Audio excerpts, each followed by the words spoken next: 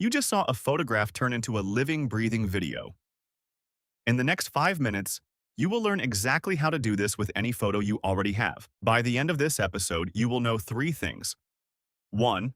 What image to video means and why it is more powerful than text to video for personal stories. 2. How to upload any photo into Google Flow and animate it with a motion prompt. 3.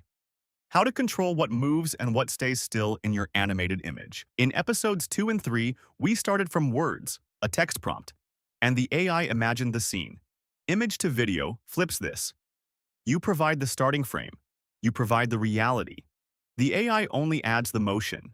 This means you can take a photograph of your own neighborhood, your family, your village, your city, a photo that already exists, and make it move. No one else in the world has that photograph, which means no one else can generate that video. That is what makes image to video uniquely powerful for storytelling. The content is already yours. The AI just brings it to life. Let me show you how to upload an image in Google Flow. Once you are signed in, look for the image upload icon. It is usually near the prompt text box. Click it. Select any photo from your device. JPG and PNG files both work. I am using this photograph of Rwanda's tea plantation hills. Once the photo uploads, a motion prompt box appears beneath it. This is where you describe the movement, not the scene, just the movement. Think of it this way. The photo describes what is in the frame. The motion prompt describes what happens next. You are the director. The photo is your set. The motion prompt is your instruction to the camera. My image is already uploaded. The Rwanda tea plantation hillside. Now the motion prompt. I am not describing what is in the photo. The AI can already see that. I am describing what moves. Gentle breeze moving through tea plantation leaves. Clouds drifting slowly overhead. Soft morning light shifting. Subtle camera pullback. I end with cinematic, smooth, natural motion. This tells the AI to keep the movement believable, not exaggerated. Notice what moved and what stayed still. The leaves, the light, the clouds, motion, the hills, the paths, the overall structure, stable. The AI understood the physics of the scene from the photograph alone. Second demo. A street scene from Kigali. This time the subject is more complex. People, vehicles, storefronts. My motion prompt focuses on the things that naturally move in a street scene. Motorcycles moving through frame, pedestrians walking, flags fluttering in wind. I add realistic natural motion. This is important with street scenes. Without it, the AI may create exaggerated movement that looks unnatural.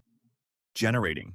A real Kigali street, now a living video, no studio, no crew, just a photograph and a motion prompt. Think about what this means for your own stories. Family photos, community events, landscapes you have walked through. Every one of those images is now a potential video. The single most important rule for image to video prompts: describe only the movement, not the content. The AI already sees your photo. If you describe what is already in the image, you send conflicting signals. Write only what moves, at what speed, and in what direction. If you find that Google Flow struggles with a complex scene, especially one with many people or fast-moving vehicles, try Kling AI. Its image-to-video system handles busy scenes particularly well. A side-by-side comparison of both tools on the same image is in the PDF workbook. Let us recap. Image-to-video starts from a photograph you already have, making your real world the source material. Upload the image, write a motion-only prompt, and Google Flow adds the movement. The rule: describe only what moves. The AI handles everything else. Your challenge for this episode is personal. Find one photograph from your own life, your neighborhood, your family, a place you love. Generate your clip in Google Flow, and if you get stuck along way, drop your question in the comments, or drop your question to our email acontest.rwanda@gmail.com. We read every single one and we'll help you out. In episode 5, we build a character from scratch. You will learn how to design a 3D animated character in Rwandan cultural identity, the right clothing, the right face, the right style using Google Flow. If you have ever wanted to create your own animated character, episode 5 is where it starts. A single photo brought to life, that could be the start of something special. Submissions. Close 31st August, 3 tracks to choose from. A photo from Rwanda could become a powerful story. Sign up through the link in description.